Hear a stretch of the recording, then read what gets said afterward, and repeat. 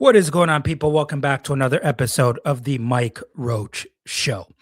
On the agenda today, Brandon Ingram. All-Star Brandon Ingram. First thing we got to do here is, did you hear as soon as he found out, did you hear the news scrum? Did you hear him? I'm ballsy. I don't take no shit from anyone. I smoke my stogie anywhere I want.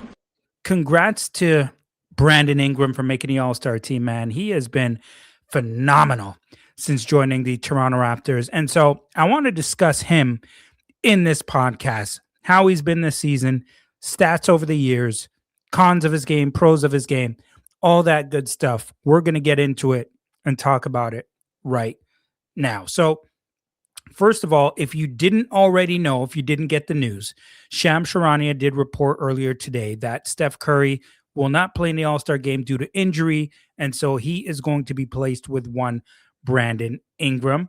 There's going to be a lot of happy people, including me, everybody in this city, and people around the NBA, because most people, a lot of people, think he was snubbed anyway for one Pascal Siakam. But at the end of the day, I love Pascal Siakam as well. Plays on a terrible team, understandably so. I get it. But at the end of the day, Brandon Ingram made it. He made it because he has been stellar thus far this season, and he deserves to be recognized. He's balling out. And you know what? We got two All-Stars. The Toronto Raptors have two All-Stars in the 2026 All-Star game.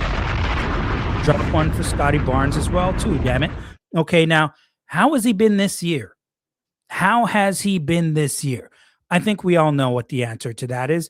Absolutely fantastic. Now, when we made the trade for Brandon Ingram, is this what most of us envisioned with him in a Raptors uniform?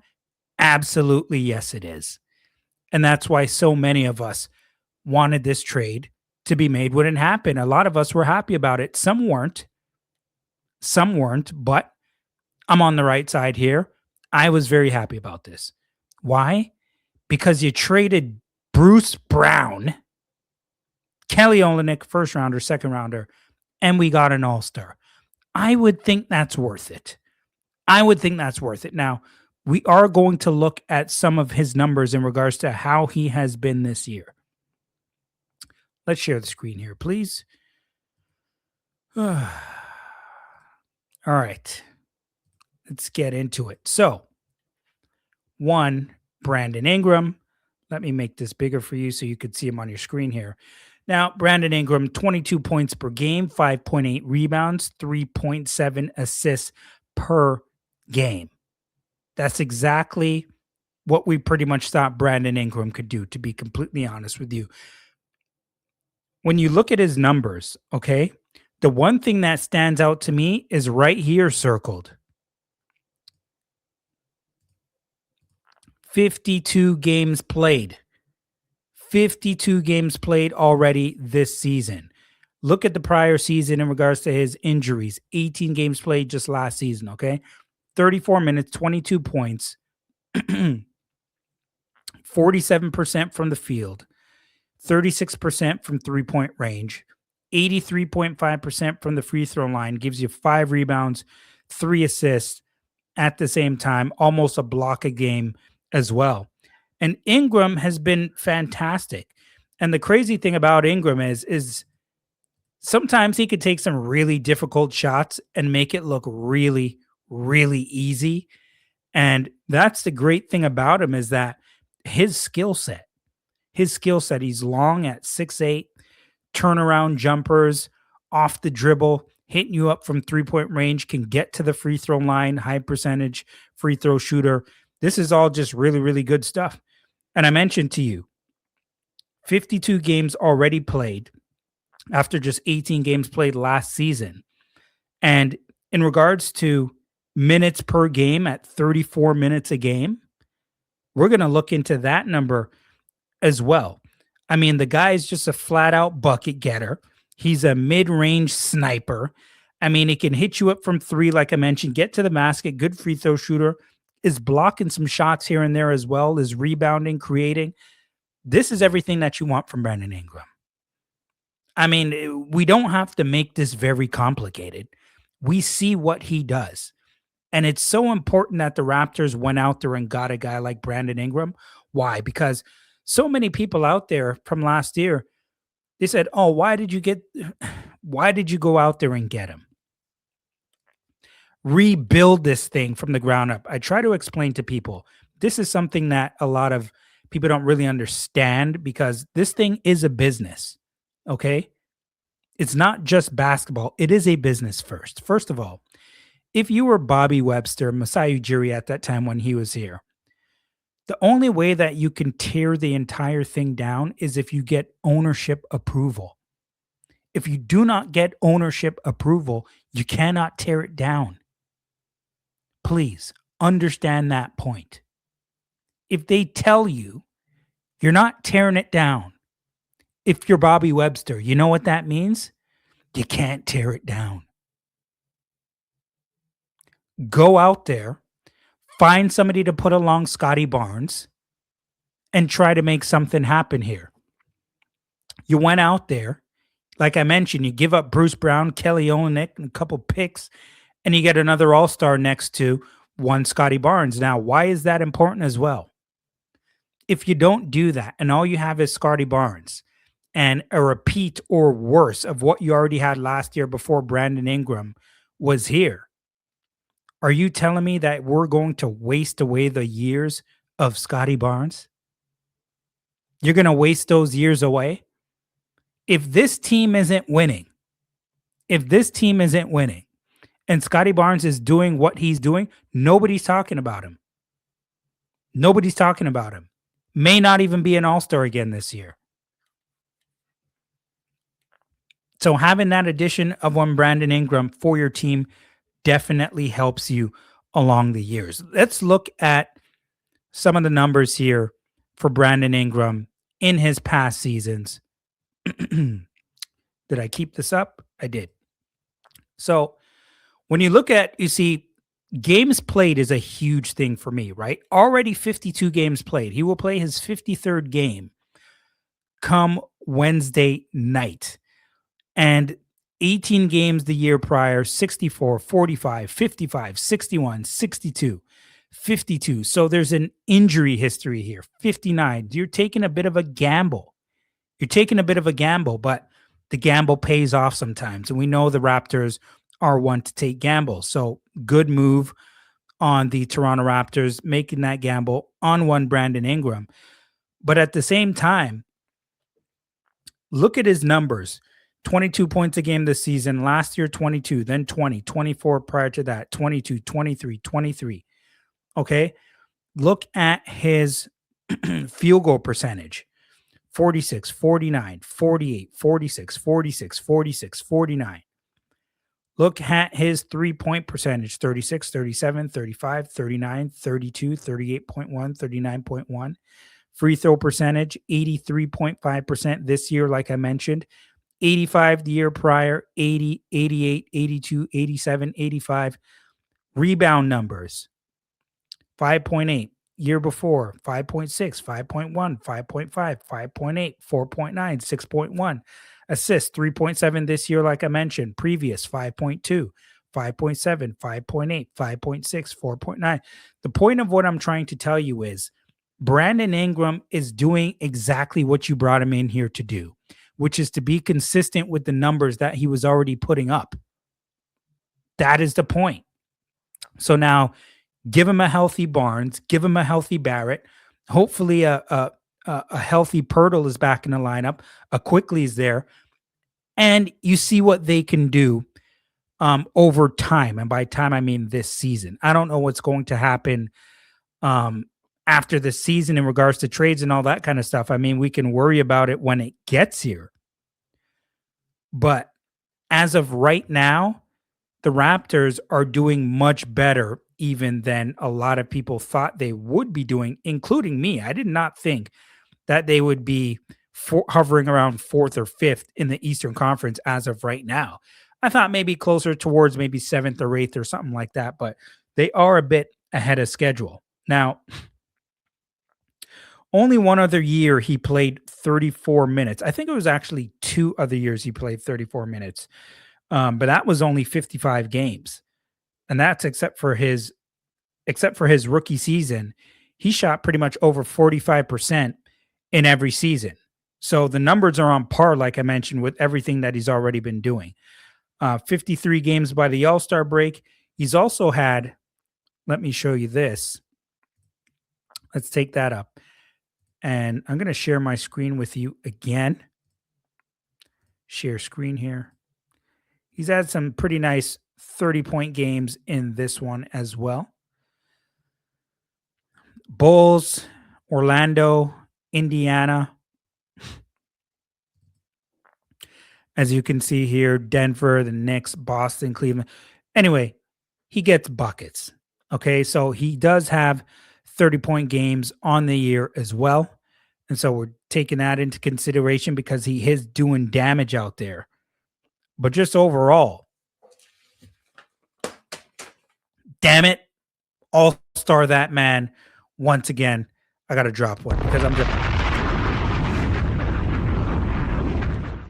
I'm happy to see the reaction of his teammates. Did you guys see the video of him finding out that he was an all-star? I wonder if I can pull that up for you guys. That's the thing as well, because he looks like he's enjoying playing basketball again. And you see, what people realize about Brandon Ingram is, yes, he's very soft-spoken and he's quiet, right? So I think sometimes people can kind of look at that and be like, well, he looks kind of lackadaisical, or he looks like he doesn't care or whatever. No, that's not the case at all. That's just his demeanor.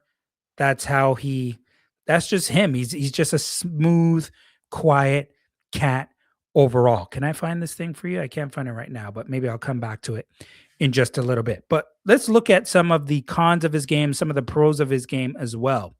I like to go to pros last because I mentioned to you, you don't get a guy based on what he can't do. You get him based on what he can do. And so we'll save the best for last. And even when I look at some of the cons of his game, I feel like I'm being a little nitpicky. But we do have to tell the truth, obviously. So let's start here. He has some pretty bad turnovers at times. And that's typically in regards to his passing and his passing going into the paint. That drives me insane at times. I talked about that on the last episode, I believe I did, with whoever they played in the last game, was the Indiana Pacers. I did talk about that. Inconsistent three-point shooter. He is streaky, so he can go cold from three, but he can also heat up pretty quickly as well. And so he can make a bunch, miss a bunch. I want to see a little bit more consistency, but overall, Brandon Ingram can shoot that ball from three-point range. I love to see what he does from the mid-range, but from three-point range, I want to see him be a little bit more consistent. I want to see him lock more guys up defensively. He is blocking shots at the rim, which I like. I really like that. But I want to see him get more active, lock guys up defensively if he can. The other thing that I want to see him do is push the ball up the floor more. You see, a lot of the time when he gets out into transition, he dribbles a lot.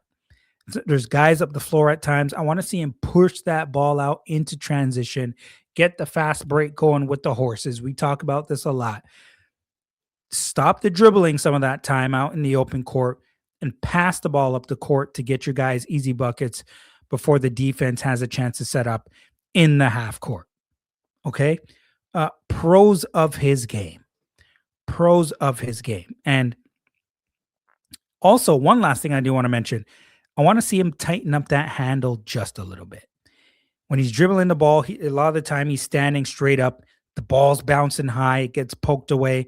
I want to see him get lower to the floor, get lower to the court, tighten up that handle a little bit.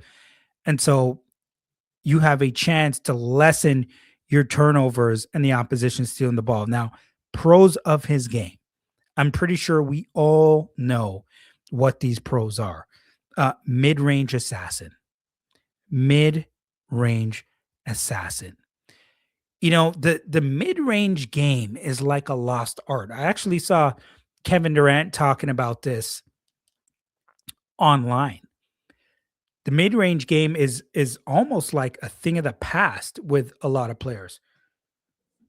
If you look at guys like Kevin Durant, Brandon Ingram, Kawhi Leonard is one of them.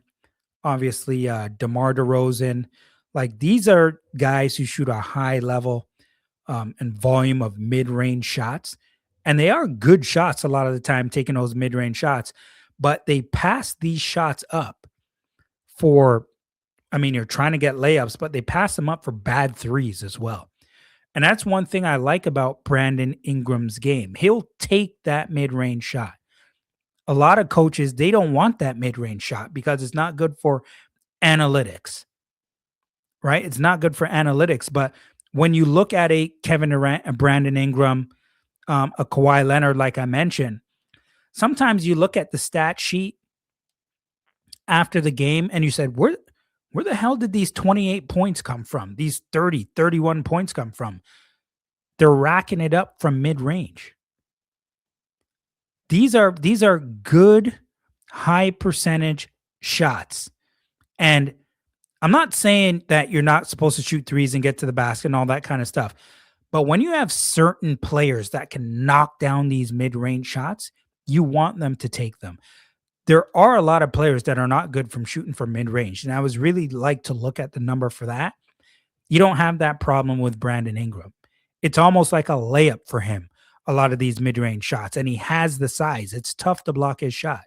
So he can put those points up quickly when he's shooting from mid-range. He can light you up fast. He comes off of screens and generates space for himself. And then he goes to work, right? Like he's one of the few guys on the Raptors. Scottie can do it as well. RJ, quickly, these guys can make their own shot. But Ingram, when you look at footwork, the ability to create with jabs, pump faking, turnarounds, his skill set mixed with his size, shot making ability. When it comes to getting buckets, I mean, Ingram is that dude. He is that dude for the Raptors. You need a bucket, you're going to Ingram because he can do it in multiple different ways. And you don't feel necessarily concerned about putting the ball in his hand late because if he has to go to the free throw line, he can knock down free throws. That's something that scares me about Barrett. I'm not afraid of putting the ball in his hands. But late in the game, when you got to go to the free throw line, not a great free throw shooter. Ingram is a great free throw shooter. And so the fear is not there putting the ball in his hands if he has to make tough free throws late in the game. Like I mentioned, creates his own shot and he stays aggressive. You don't have to worry about Ingram staying aggressive. There are times when, God bless Scottie Barnes with everything he does. But there are even times where I want to see Scottie more aggressive because he's capable putting the ball in the basket. But there are also times where he gets the ball in that high post. The defense is not sucked onto him, and I want to see him attack. There are times where he's, 6 feet away from the basket, back to the basket. You want to see him face up and attack or make a move with his back to the basket and attack the basket, and he passes it out. Ingram, you don't have to be worried about doing that. He's aggressive all the time and aggressive in taking good shots. I think that's important to put out there as well. Aggressive in taking good shots. And you see, that's also the beauty of playing alongside a guy like Scottie Barnes because he's so unselfish that he doesn't necessarily have to go out there and score 25 or 26 points.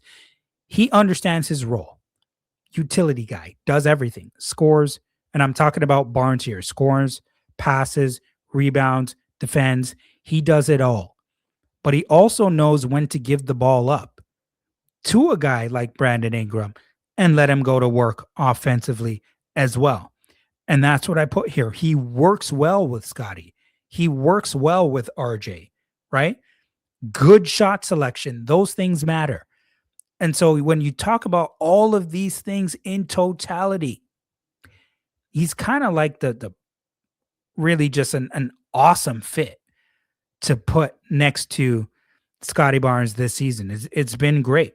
He's been great. Blocking shots, stays even keel with his attitude. You see him get hype sometimes, but you don't see him get too hype. You don't see him really get too low.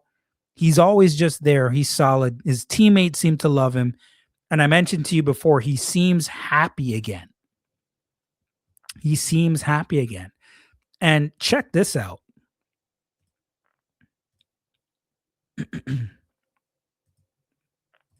When we look at some numbers again here, okay, guys? Look at some numbers here again, because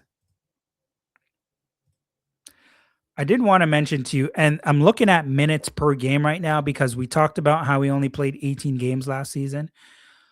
Look at him in minutes per game right now.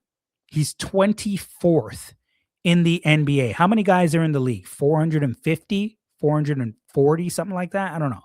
Look at the names above him. I'm not even going to include Keegan Murray because he hasn't played a lot of games this season. But when you look at Maxey Thompson, Durant, Jalen Johnson, Jamal Murray, Anthony Edwards, Doncic, Edgecombe, Harden, Jabari Smith Jr., Cunningham, Markkanen, Brunson, Scotty, Denny, Cale Bridges, Paolo, Derek White, Jokic, Cooper Flag, Jaylen Brown. I mean, those are the only guys above him in minutes per game.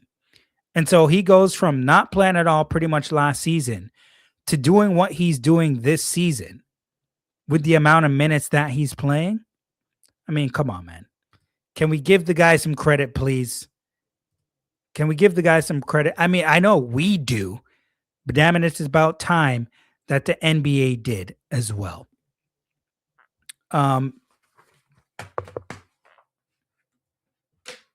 I don't know about you guys, but we have one more game before we get into the All-Star break. I'm really excited.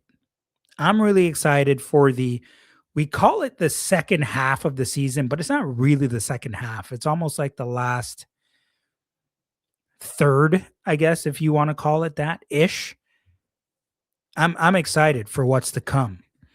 And, you know, this seeding, the Raptors have to continue to play well because of seeding, right? They're going to be a playoff team this year. And that's what it's really going to come down to. What happens in the playoffs? We're going to learn a lot about this team when it gets to that point. And going forward, even with a guy like Brandon Ingram, he still has more upside. He can become a better defensive player. He can become a better passer. He can get physically stronger and still guard, you know, not bigs, but certain bigs, big forwards, some light centers. He still has room for improvement. And I think he will improve. And I think Coach Darko has done a really good job with BI, putting him in positions to be successful out there on the court. And I'm going to drop one for Coach Darko because I did mention that he should be a candidate for Coach of the Year if things continue to go well in the winning column for the Raptors. And like I mentioned, I'm not saying he's going to get it because he's not going to get it. That's going to Bickerstaff in Detroit. But I'm just saying, as a candidate, there are a few candidates out there for sure, in San Antonio as well. But